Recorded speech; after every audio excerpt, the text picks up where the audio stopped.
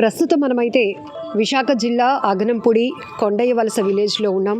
మీ అందరికీ తెలుసు, చాలా దురదృష్టకరమైన ఘటన. కాళ్ళ పారాని ఆరలేదు. పెళ్లి కొడుకు ఎంతో ఇష్టంగా తన మెడలో వేసిన పూలదండ కూడా ఇంకా నలగలేదు. కానీ అంతలోనే మృత్యువు కాటేసింది. విధి ఎంత కఠినమైనదంటే కాలం పెట్టే పరీక్షకు సమాధానం వెతుక్కోవడం కాదు కదా, గుండెలు పగిలిపోతాయి ఒక్కొక్కసారి. కనీసం గంటలు కూడా గడవలేదు. ఈరోజు ఇప్పుడు ఇక్కడికి వచ్చాము, నవవధువు రామేశ్వరి గురించి తెలుసుకుందామని. మీరందరూ కన్నీళ్లు పెట్టుకుంటున్నారు. అమ్మాయి ఒక దగ్గర ఎన్నో సంవత్సరాలుగా పనిచేస్తుంది మాతోనే. ఆ పెళ్లి కోసం ఎన్నో కలలు కన్నది, ఎంత సంతోషంగా గడిపిందో. పెళ్లి కుదిరింది అన్న తర్వాత నుంచి కూడా చాలా సంతోషం తనలో కనిపించింది, చాలా ఆనందంగా ఉంది. నిన్న మేమందరం కూడా ఇక్కడి నుంచి ఒక బస్ వేస్తే కళ్యాణ మండపం దగ్గరికి వెళ్ళాము. ఇంతలోనే ఒక రోజు కూడా 24 గంటలు కూడా గడవక ముందే ఇంత విషాదకరమైన ఘటన. ఈ వార్త అసలు వినకుండా ఉంటే బాగుంటుందేమో అని అనిపిస్తోంది. మా అందరి గుండెలు పగిలిపోయాయి అంటున్నారు. అసలు ఏం జరిగిందో ఘటనకు సంబంధించి అడిగి తెలుసుకుందాం. నిన్ననే పరవాడ వాడచీపురుపల్లిలో కళ్యాణ వేదిక వద్ద ఎంతో అందంగా ముస్తాబైన వేదికలో 3 ముళ్ళు వేయించుకున్న అమ్మాయి అత్తారింట్లో అడుగు పెట్టుదామని వస్తున్న తరుణంలోనే అగనంపూడి శనివాడ వద్ద జరిగినటువంటి రోడ్డు ప్రమాదంలో అక్కడికక్కడే ప్రాణాలు కోల్పోయింది. ఆ వరుడు ఎవరైతే కొత్తగా పెళ్ళైనటువంటి ఆ వ్యక్తి పరిస్థితి చాలా దారుణంగా దయనీయంగా ఉంది. ఎందుకంటే ఎన్నో ఆశలతో ఒక అమ్మాయి తన జీవితంలోనికి వస్తుంది, కొత్త లైఫ్ని స్టార్ట్ చేయాలి అనుకున్నటువంటి ఆ వ్యక్తి కళ్ళెదుటే 3 ముళ్ళు వేసినటువంటి తన భార్య కళ్ళెదుటే చనిపోవడం ఇప్పటికీ జీర్ణించుకోలేకపోతున్నాడు. అతను కూడా గాయాలు కావడంతో ప్రస్తుతం ట్రీట్మెంట్లో ఉన్నారు. మరొక బాధాకరమైన ఘటన ఏంటంటే నవవధువు మృతి చెందిన కొన్ని గంటల్లోనే ఆ తల్లి కూడా అదే కారులో ప్రయాణిస్తూ ఉన్నారు, వాళ్ళతో పాటు వస్తున్నారు. ఆమె కూడా ప్రమాదంలో తీవ్రంగా గాయపడింది. నేను దువ్వాడ నుంచి డైమండ్స్లో పనిచేస్తున్నాను మేడం, WDS మేడం. ఆ అమ్మాయి 14 సంవత్సరాల నుంచి పనిచేస్తుంది మేడం. ఇప్పుడు వరకు కూడా అమ్మాయి దగ్గర ఏ రిమార్క్ లేదు మేడం. పెళ్లి కూడా చేసుకొని అన్నది మేడం. కానీ ఎన్ని కలలు కన్నది మేడం, చాలా కలలు కన్నది మేడం. వాళ్ళ అమ్మని నాన్న కోసం ఏడిసింది మేడం. 2 అక్కలు ఈడ్చుకొచ్చింది మేడం. పెళ్లి చేసుకుంది మేడం. రాత్రి అందరూ వెళ్ళారు మేడం పెళ్ళికి. మేము డ్యూటీ చేస్తుండే మాకు ఫోన్ వచ్చింది మేడం 4 గంటలకు. మాకు ఇక్కడ హాస్పిటల్కి వచ్చే టైంకి తీసుకెళ్ళిపోయారు మేడం. తన ఆఖరి చూపు కూడా మేము చూడలేదు మేడం. ఎక్కడ పనిచేస్తుందండి తను రామేశ్వరి? మేమందరూ కలిసి చేస్తున్నాం మేడం. 14 సంవత్సరాల నుంచి చేస్తుంది మేడం అమ్మాయి. తను నేను ఒకసారి జాయిన్ అయ్యా మేడం. VPZ డైమండ్స్లో చేస్తున్నాం మేడం, WDS మేడం. నిన్న అందరూ మీరు పెళ్ళికి అందరూ వెళ్ళారు మేడం. రాత్రి నైట్ దూరం అయినా కూడా వెళ్ళారు మేడం. ఈ అమ్మాయి ప్రతి ఒక్కరికి పెళ్ళికి వెళ్తుంది మేడం. ఎవరికి దగ్గర కూడా వెళ్ళనేది కాదు. కానీ చాలా కలలు కన్నది మేడం.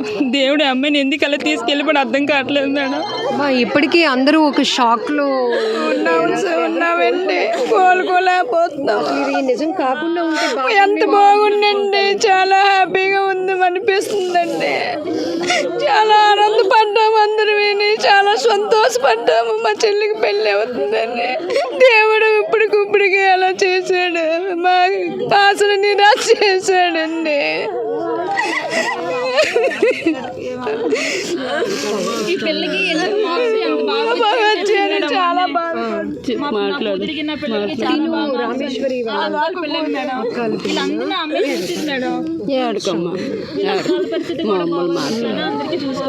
మీరేమవుతారండి? నేను అక్కను అవుతాను. అందరూ ఈ టైంకి పెళ్లి హడావిడిలో అందరం వెళ్ళామండి. అందరూ పెళ్లి హడావిడి అందరూ హడావిడిలో ఉన్నాం. చాలా సంతోషంగా ఉన్నామండి ఈ టైంలోనే. అసలు ఇలా అవుతుందని కూడా అనుకోలేదు. మార్నింగ్ కూడా వ్రతంకి నేనే రెడీ చేసి వచ్చాను. మేకప్ చేశారు పిల్లలు. నేనే చేరది కట్టనమ్మా. ఈ ఒక్కరోజే కదా, ఇంక మళ్ళీ నీకు స్ట్రెస్ ఉండదు. ఈ ఒక్కరోజే కదా పట్టు. అప్పుడే నేను ఇంకా ఇంటికి వచ్చాను. సాయంత్రం వస్తాను పిన్ని, 2 రోజులు ఉంటానంటే ఏడ్చింది. వద్దు, ఉండొచ్చు కదా.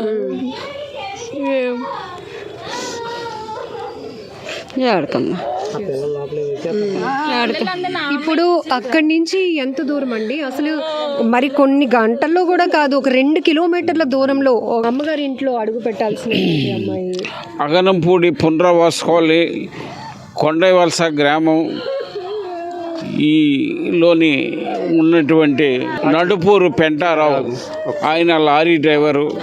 ఇక్కడ అందరితో ఎంతో కలివిడిగా ఉండి ఇక్కడ అన్ని కులాలు రాజకీయాలకు కులాలకు అతీతంగా అందరూ కలిసిమెలిసి ఉంటాం.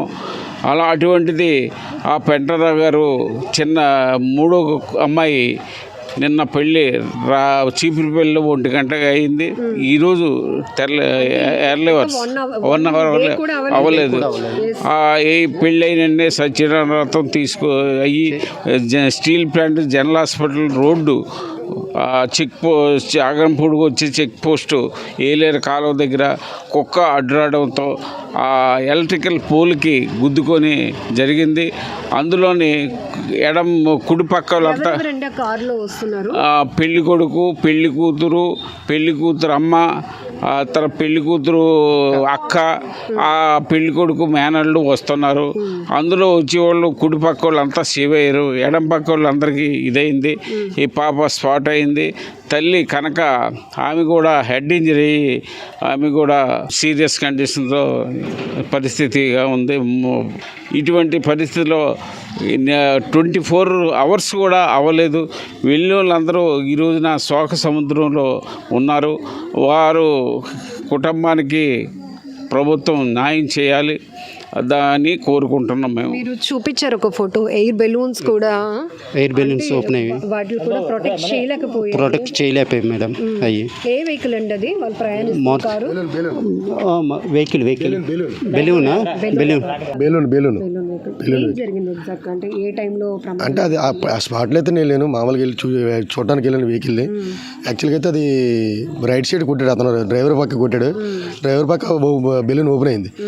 వాళ్ళు సేఫ్, ఎవరు డ్రైవింగ్ చేస్తున్నారు? పెళ్ళికొడుకు డ్రైవింగ్ చేస్తుంటారు. అటువైపు చేసిన వాళ్ళు రైట్ సైడ్ చేసిన వాళ్ళు సేఫ్, మొత్తం అంతా సేఫ్. అంటే చిన్న గాయాలు తగలవచ్చు, కానీ లెఫ్ట్ సైడ్ కూర్చున్న వాళ్ళు మాత్రం సీట్ వైపు కూర్చున్న వాళ్ళు అక్కడ వెహికల్ మాత్రం ఫుల్ డ్యామేజ్ అయింది, కానీ లెఫ్ట్ సైడ్ కూర్చున్న వాళ్ళకి బాగా ప్రమాదం ఎక్కువ జరిగింది. ఈవిడ స్పాట్లో అయిపోయింది. తర్వాత ఆవిడ కూడా కొద్దిగా హెడ్ ఇంజరీ అయింది. హెడ్ ఇంజరీ అవడం ఆవిడ కూడా మరి ఇదైందని చెప్తున్నారు. ఇప్పుడు యాక్చువల్గా అయితే అది మరి ఆ కుక్క డోర్ రావడం వల్ల కొద్దిగా కంట్రోల్ చేసుకోలేకపోయారు. డైరెక్ట్గా వెళ్ళి పోల్కి కొట్టడం వల్ల. కానీ ఎంత దురదృష్టకరమైన ఘటన అంటే, మీరు నిన్న మ్యారేజ్కి వెళ్ళాం మేడం. మ్యారేజ్కి వెళ్ళాం మేడం. కొన్ని గంటలు 24 గంటలు గడవలేదు మేడం. 2 ఊర్లలో ఒక పెళ్లి సందడి, 2 ఊర్లలో ఇప్పుడు విషాదకర ఘటన. చాలా బాధాకరంగా ఉంది మేడం. నిన్న వెళ్ళినప్పటికీ అసలు కళ్యాణ మండపం దగ్గర పరిస్థితి అంతా ఎట్లా ఉంది? అంత హ్యాపీగా ఉంది మేడం. ఎంత ఎంజాయ్గా చేసామో, పెళ్ళి చూసుకొని వచ్చాం మేడం అంతను. ఈరోజు రావడానికి మేము ఇంకా కంపెనీకి వెళ్ళి డ్యూటీ చేసుకుంటున్నాం. ఫోన్ కాల్ వచ్చింది మేడం మాకు. ఈ టైంకి ఇంకా బయలుదేరారు.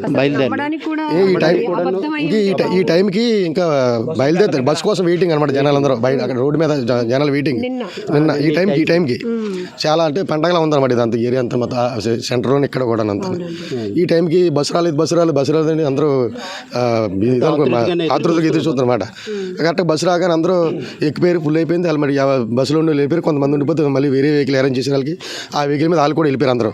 అందరూ వెళ్ళి హ్యాపీగా మళ్ళీ నైట్ వచ్చేసరికి 11-12 మధ్యలో అయింది. వాళ్ళు కూడా హ్యాపీగా వచ్చి మళ్ళీ బాగా అయ్యాయి, భోజనాలు కూడా బాగా అయ్యాయి, డెకరేషన్ కూడా బాగా అరేంజ్ చేశారట.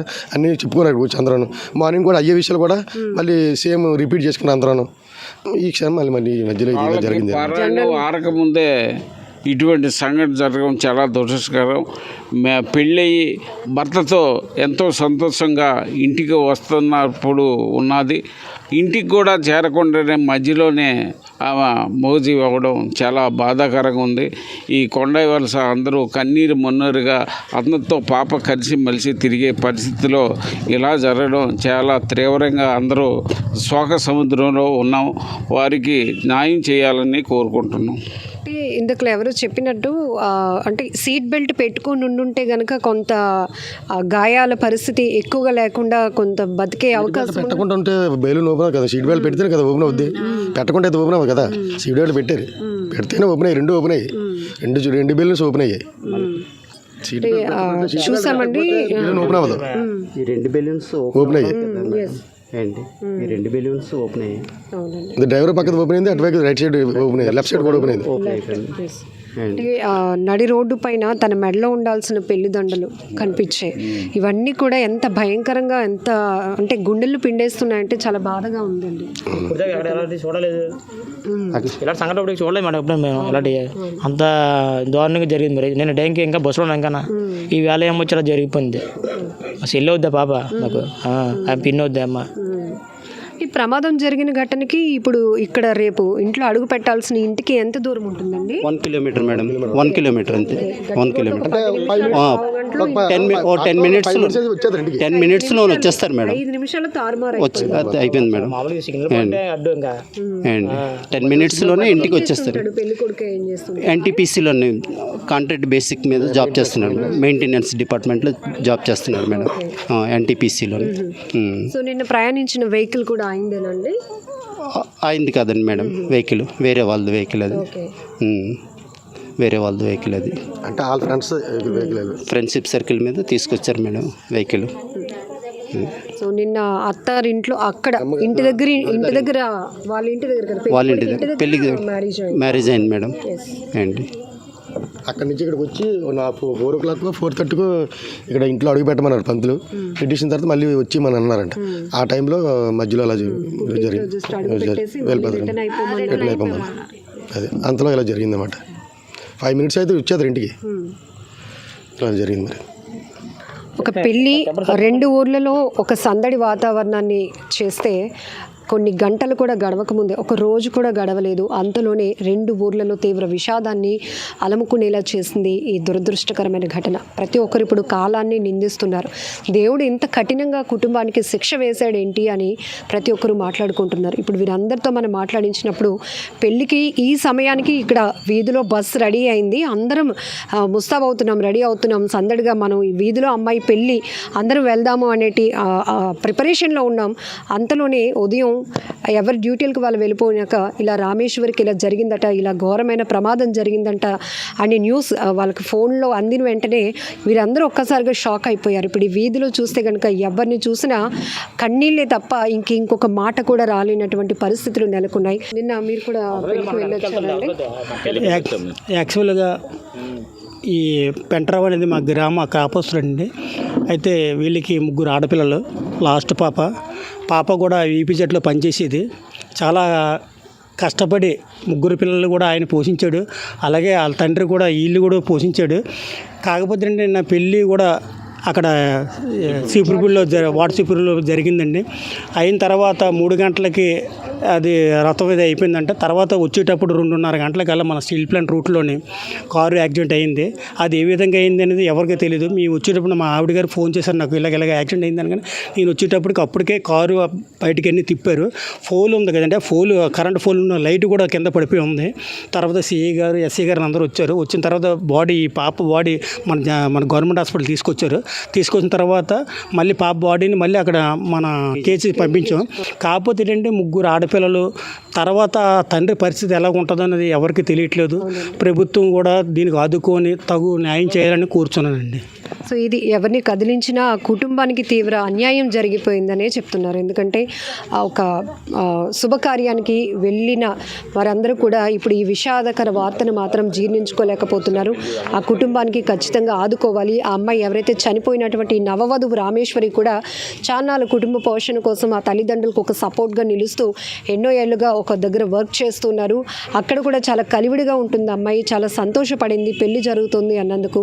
అంతలోని ఆనందాన్ని ఆవిరి చేసేసింది ఈ దురదృష్టకరమైన ఘటన అనే చెప్తున్నారు ప్రతి ఒక్కరు. ఏది ఏమైనప్పటికీ కూడా ఒక విధి రాసినటువంటి తలరాతనాలో ఇది ఒక పెద్ద శిక్ష వేసిందనో చెప్పాలి, కానీ ఆ కుటుంబం మాత్రం తీవ్ర నష్టపోయిందనే చెప్పాలి.